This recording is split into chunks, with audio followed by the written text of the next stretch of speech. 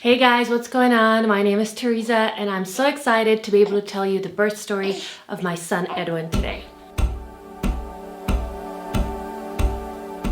If you've been following me for a while, you probably know about the very traumatic birth experience I had with my first son, Aaron. I'm not going to go into all of that in this video. If you want to learn more about that and what happened, you can watch my video. I'm going to link it down below here. Just know that when I was shooting that video, everything was still extremely raw for me and I was still under the impression that I was completely saved. What happened during Aaron's birth was rare and unexpected, that the professionals I had hired had in fact saved me and my son's life. Since that time, 2 years have passed. I spent part of those 2 years working ferociously, trying to forget that all this ever happened. That birth experience falsely told me that I was clearly no good at this whole mother thing. I can't even birth my child without severe trauma.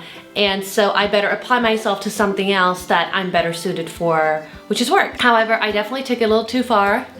I worked myself into complete burnout. It probably had to happen because I had no other choice than to pause, really face my feelings and emotions, detangle everything that had happened during Aaron's birth. I wrote several posts about this on my social media, all the work that I had done before conceiving little Edwin. So if you guys would like to know more about that, head over to my Instagram. You can also find me on Facebook.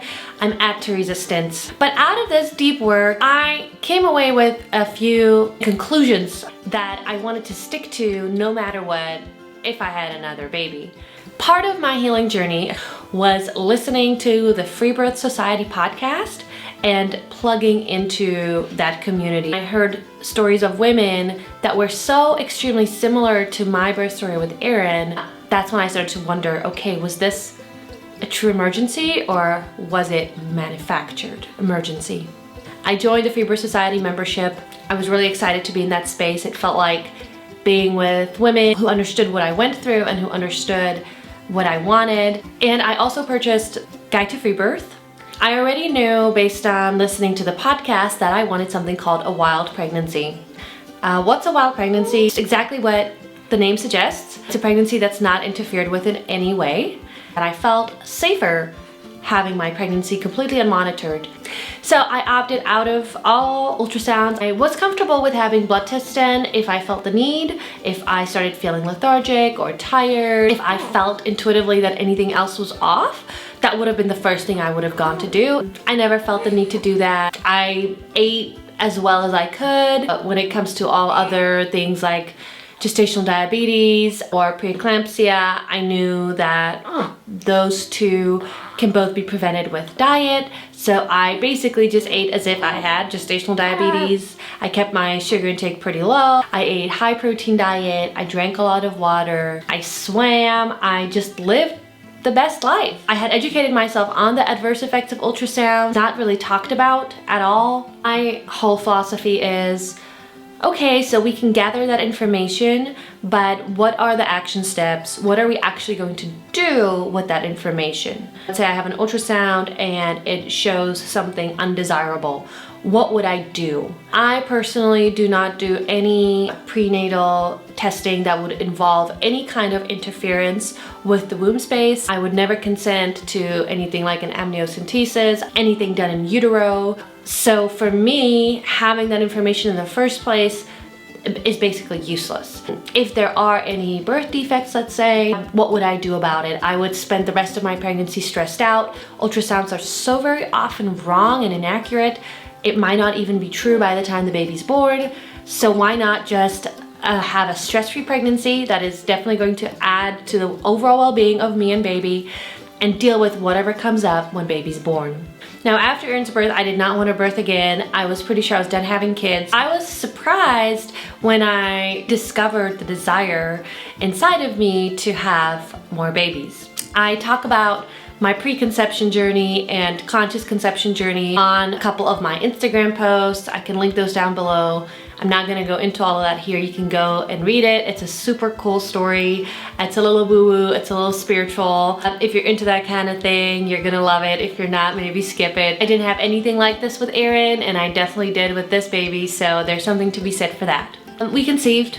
I never took a pregnancy test. I loved the idea of trusting my body from the very beginning to tell me whether I'm pregnant or not without the use of a arbitrary plastic stick that has to tell me whether I'm pregnant or not. I don't need that. I love that I was able to contain my excitement, stay patient until my body gave me all the signs that I needed. I truly believe that this set me up for an amazing wild pregnancy, and that this attitude was crucial when it came to the last few weeks of pregnancy, where I think that patience and having a strong mindset are really the only two things that you truly need to have a successful birth. Our first couple weeks in Brazil, I just moved into a new apartment. I did not get my period. Obviously a very clear sign. Periods can be late. The moment when I really knew I was pregnant is when I started to feel those really, to me, really sweet little scratches of implantation in my womb. I love that feeling. It can be a little bit crampy. I loved it with Aaron as well, even though I wasn't exactly sure what's happening. But I'm just having the weirdest period of all time. With Edwin, I knew exactly what was happening. I knew that my baby had made the descent from the stars to my womb. He's here, about to start growing. I thought that the baby descending into my womb is a little girl. That was not the case. We were not to find that out until birth. First trimester, super tired, you know, somewhat nauseous. We were in Brazil. I hated all the food. It all tasted disgusting to me. Second trimester came around, all of that disappeared magically. I loved all the swimming. I was so hot, oh my gosh.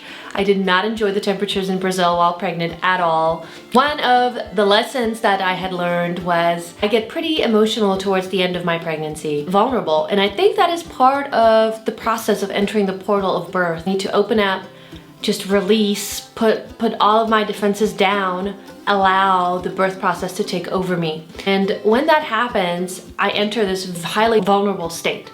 And with Aaron, I had, you know, shared my due date with everybody. When the due date came and went, all these people who were well-meaning started checking in with me and sending me text messages and calling me and asking me, where's baby?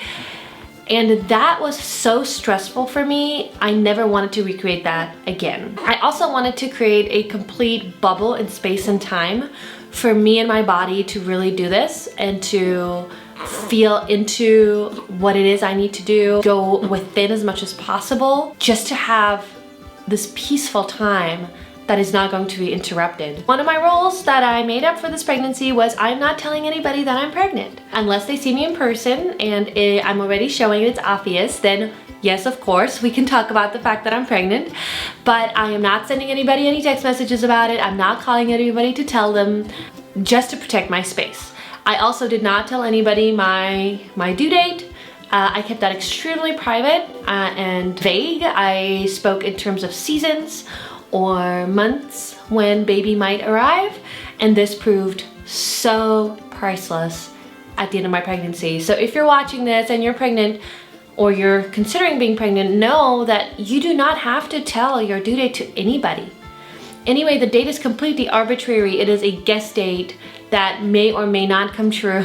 The span in which baby can come is like 4 to 6 weeks around that date, before and after, 2 weeks before, 3 weeks after, who knows? So why put yourself through that extra pressure? This was one of the best things that I had done throughout my pregnancy, is because by the time birthing time came, nobody was bothering me. I was completely free to just do my thing. I moved back to the Czech Republic, which felt amazing to me. I really longed to be on home turf, whether it was because of the pregnancy or because of some of the challenges of our stay in Brazil, or just because I felt so hot all the time. I'm not sure, but it felt so good to be back. We started building up our homestead and our farm over here. It was so fun, and I remained extremely active pretty much up until the very end. After I hit the 40-week mark, Micah sat me down and had a little chat with me and said, you should slow down now. I think it's time for you to slow down. So when I hit 40 weeks, I started delegating some tasks a little more. Before that, you know, I was milking my cow, carrying things, just being very active, and I loved it. My birthday is on October 10th. That was about 6 days after my original guest date. And that happened to be the day that baby Edwin decided to come into the world. I still can't believe it that he's born on my birthday. That is the way it turned out.